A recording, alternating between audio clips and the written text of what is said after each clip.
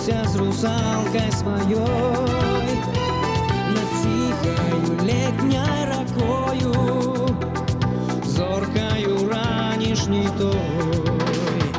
І в очі морські глибині у душу проникли мою, ласкаво безшотные сини об виратованні молю.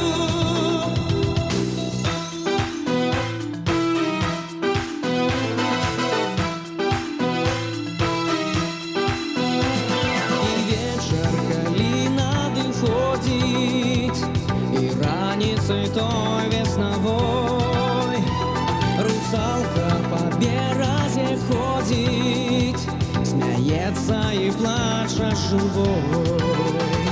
И бровы, як лебеди крылы, и в усны, як кропля росы, а голос простый и милый, и больше не знайти той красы.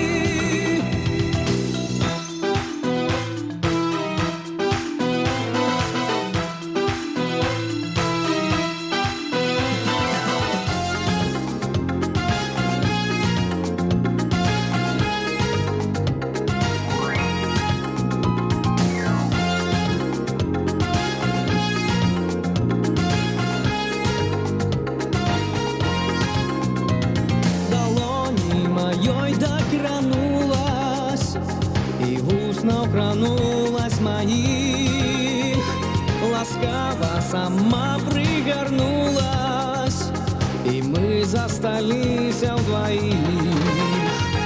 И бровы, як лебеди крылы, и в усны, як кропля росы, а голос простый и милый, и больше не знайти той краси.